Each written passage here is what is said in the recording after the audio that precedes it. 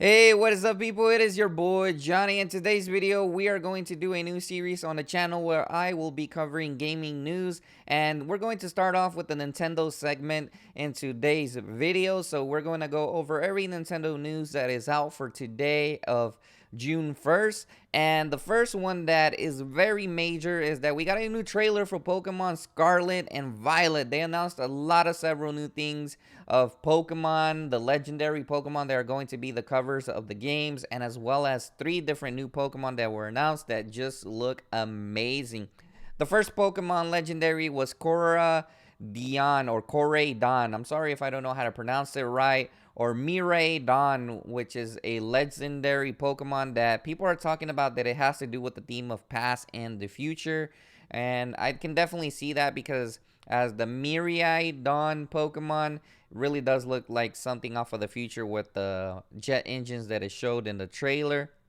We also got to see a bunch of the Pokemon centers, and we got to see Palmy and as well Lechonk, which is one of my favorites. I feel like it's going to replace Bidoof because that Pokemon really does look awesome. And as well as Moleve, which is another Pokemon that they announced. I think I'm liking the designs of it. They also announced a lot of stuff with Pokemon Scarlet and Violet where we're going to get like 4-player multiplayer, which basically is going to allow you to travel on adventures with your friends if you are playing online. So I want to see how that will work in the future. I think it's definitely a step in the right direction for them to do that. So it was just a lot of Pokemon news this morning. Since we don't have E3 this year, I really would assume that they would start announcing like different type of games, even though there is no E3. Maybe we get a treehouse or we get a presentation from Nintendo by June 10th or 11th or 12th, like we usually do with more footage. So as you guys can see, they even showed trading mechanics and a lot of older Pokemon that are being brought back, as well as new Pokemon that we have seen in previous like Legends Arceus or the previous games. They showed a lot of footage of the game, and Pokemon is definitely headed in a different direction, in my opinion, and I think it's definitely headed somewhere where it's going to be good for the game series. So I'm really grateful that they're doing this. I really do appreciate that they did that because it definitely stands out a lot. Now, as you guys can see, the legendaries are right there on the screen. They definitely look cool. Like one of them has like jet engines on its legs, so that really makes it look cool. So yeah, and they definitely look kind of scary in my opinion. If you see these in real life, don't go near them because they look scary. And we get a release date as well as November 18th, I believe, 2022. So we got like a lot of Pokemon games constantly. So I definitely like that. So yeah. So the next thing that we are going to be showing is that Junichi Masuda is actually leaving Gamefreak as the main director, I believe. That he has served as that for a while. This was a really pretty crazy news because I didn't think he would leave the Game Freak company since he's been on Game Freak forever. However, he's not entirely leaving Pokemon. He is going to the Pokemon company and he's going to have a new position there. And he left his final quote for him leaving. I have served as the director of the Pokemon video game series, starting with Pokemon Ruby version and Pokemon Sapphire up until Pokemon X and Y, and was involved in the development of many video games, including Pokemon Go. I would like to express my heartfelt thanks to all the Pokemon fans going forward. I hope to transcend the boundaries of video game to trying to offer greater surprises, fun, and excitement to people all over the world while doing my utmost to connect people, expand the circle of play, and help bring out about a richer world for us to share. I appreciate your continued support in my new role. So Junichi Masuda is leaving Game Freak. That is very crazy. Now I think this is not a bad thing.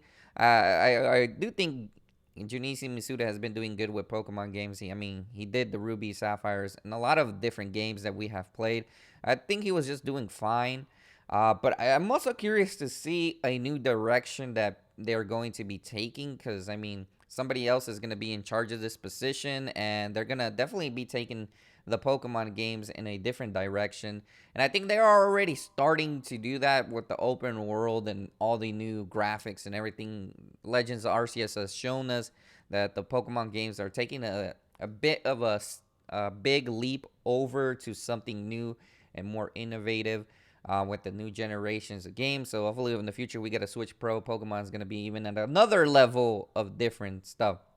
So he will hold the title in the Pokemon Company as the Chief Creative Fellow, which I personally do not know what that is, but they're probably gonna do like off-brand games maybe or certain stuff in the future with Pokemon stuff. But it's gonna be the main Pokemon Company, maybe apps, you don't know, stuff like that. You don't know everything that has to do with the Pokemon Company. The Pokemon Company is ran separate, so he'll still be influencing a lot of stuff within the Pokemon Company. So he's not entirely leaving, so he's still with Pokemon. So that's good. Some more Pokemon Scarlet Violet news is that Toby Fox is also composing music for Pokemon Scarlet Violet. As you see on his Twitter, he said, "I had the honor of composing the field music for Pokemon Scarlet and Violet. After creating a concept and sketch, Gamefreak arranged it into many versions that you'll hear throughout the game. You can hear a bit of it in this trailer." So that's pretty cool. A lot of fans really like the composer Toby Fox for the music for Pokemon games. So definitely this game will definitely have some really good music. So I was really excited about that. Enough of the Pokemon news. Now we're going to go a little bit more into Nintendo news. So the next thing that Nintendo is doing is the Nintendo Switch Road Trip 2022. If you guys were familiar with this, is basically they would go out in a RV or something similar to that, where they will allow you to play Nintendo Switch game demos and stuff. It's happening again in 2022. Which is pretty cool. As you guys can see, I will probably leave the link in the description where you guys can actually check out these Nintendo events that are going to happen, where you can play demos. They will have playable games such as Nintendo Switch Sports, Mario Strikers Battle League, and Kirby Forgotten Land demos and stuff like that. And I'm pretty sure they will have merchandise on sale and maybe some giveaways for stuff, I would assume.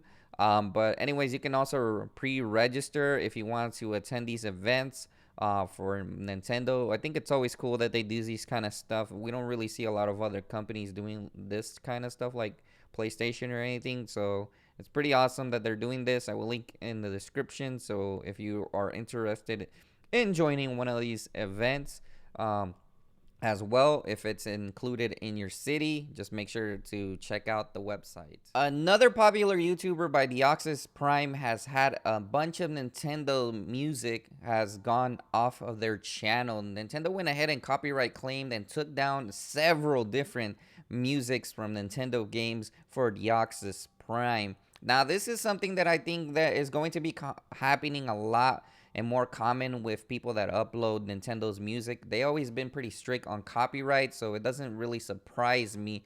But it would really be cool if they would allow in the future to have a library or a YouTube channel. They have done it with a couple of games, but not every single game included. So hopefully in the future, people will get access to all this music. But it just shows that it is very strict when it comes to copyright policies. And for the next gaming news, we actually have news of Kirby's unreleased game for the Nintendo GameCube, which is Kirby Adventure. As you guys can see, they actually show a bunch of gameplay footage with it as well. This game looked really amazing, believe it or not. I really like the graphics and everything, and it looked like it would have been a really fun game if they would have actually released it. They say this one is for GCN, which is the GameCube, but I also see like DS on there for some reason. I don't know why. Maybe it had some kind of connectivity, but man, just looking at the gameplay footage of this game, I think they should have released it. I really like the artwork and style of this game, and if they would have released something like this on the 3DS, it would have been cool. Or something similar, which they did release some games, and we have a new Kirby game that's really phenomenal. So I would say it looks really amazing. I think they should have released this game. I wonder why they canceled it, but seeing this footage was pretty awesome. If you missed in buying a Nintendo 64 controller for your Nintendo Switch, they are actually back in stock. Believe it or not, Nintendo has them back in stock, so now it is the possibility to buy them if you haven't bought one yet. So I would recommend you do. They're probably going to be continuing and stocking as stocks get better with certain items that are out there. So you will definitely have the possibility to buy one, but I would recommend it if you're trying to get one right now, especially if you haven't had a chance to actually buy it, but they are back in stock. And for the final Nintendo news that I'm going to be sharing with you is of a modder who was able to connect his Power Glove to the Nintendo Switch and to Mario Kart Live Home Circuit. So I thought this was actually pretty cool. It goes by the YouTuber Will It Work. As you guys can see, he made a video of his Power Glove and he managed to make it work with the Nintendo Switch game of Mario Kart Live Home Circuit. So we're going to see how he demonstrates it. He was able to calibrate the sticks and everything. He was also able to control a lot of stuff as well as for his other games on the Nintendo Switch. But what was most interesting was definitely the Mario Kart situation he has going on, with which he was able to control the kart with his Power Glove connected to the Nintendo Switch. I thought that was pretty cool how he was able to actually steer it as well just with his hand. Talk about virtual reality coming into real life with this. I thought that was pretty sick.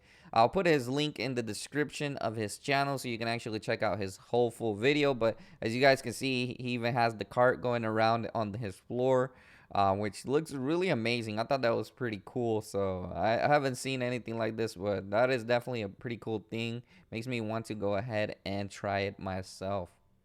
Alright, so guys, that pretty much concludes today's news for Nintendo. There really wasn't that many news that I could really talk about because there was just only a couple of news articles that came out today from Nintendo and not really that much news. Let me know in the comment section how I can actually improve this show, if I should make it into one full video or just make it a Nintendo news daily report video where I just report Nintendo news.